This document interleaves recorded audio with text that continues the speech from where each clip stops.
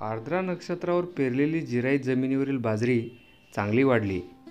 पोटरीतून लांब दांड्याची शेलाटी कणसे बाहेर पडली आणि लवकरच जांभळ्या फुलोऱ्याने फुलून गेली. मधमाशा कणसाभोवती फिरू लागल्या.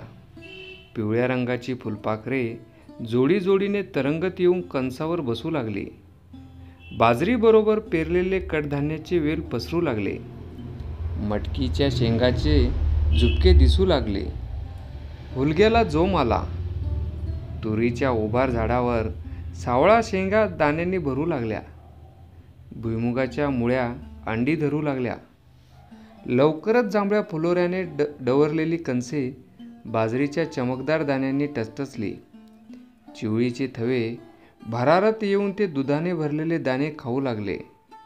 बाजरी चांगली तयार झाली. दसरा आला. शिलंगणाच्या सोन्याबरोबर बाजरीची नवी कणसेही लोकांना वाटली आणि मग काढणीची गडबड सुरू झाली. 5 महिने रानात उभी असलेली बाजरीची जोमदार धाटे विळ्याच्या तडाख्याने जमिनीवर झोपली. लागोलाग पेंड्या एकत्र उभ्या करून शेतकऱ्यांनी बुचड्या घातल्या. सकाळ संध्याकाळ होले चिमण्या त्यावर गर्दी करू लागल्या. ज्याला नड होती त्याने लगेच मोडणी करून कणसे बडवली. जनावरे कुरकुरीत सरमाड खाऊ लागली. घरची माणसे बाजरीच्या हिरव्यागार भाकरी खाऊ लागली. हळूहळू कडधान्यही निघाले. मोकळ्या झालेल्या रानातून जनावरे हिंडू लागली. बाजरीची तांबडी राने उजाड दिसू लागली. कडक थंडी पडू लागली. चगळ चोथा पेटून लोक शेकोटी घेऊ लागले. गारव्याने त्यांची तोंडे तडकली, ओठ फुटले.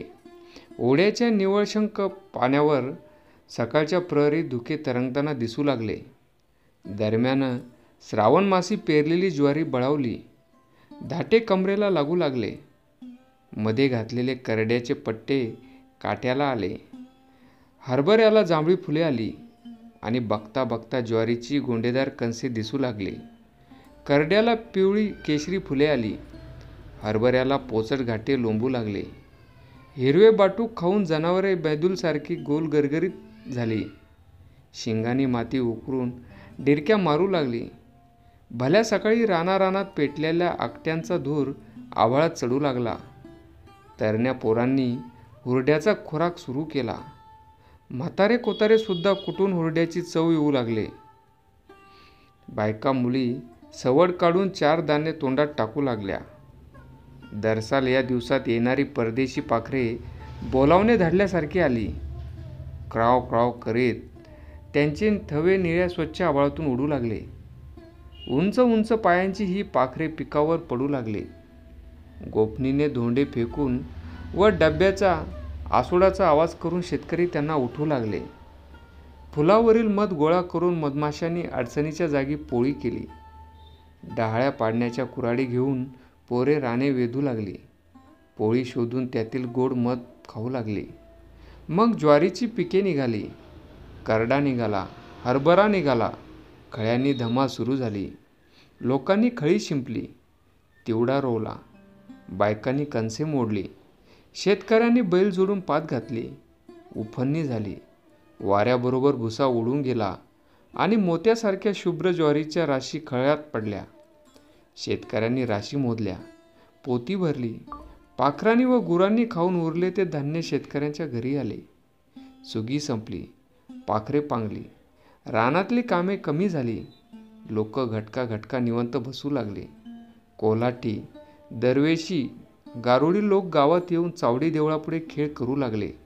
लोक गर्दी करून बघू लागले.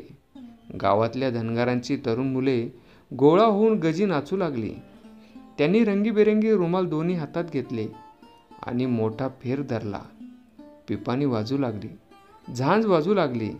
हातातले हिरवे तांबडे रुमाल हवेत उडवीत धनगर धुंद होऊन नाचू लागले. फेराच्या मध्यभागी भला मोठा ढोल गळ्यात घेऊन उभा राहिलेला ढोल्या ढोल घुमू लागला.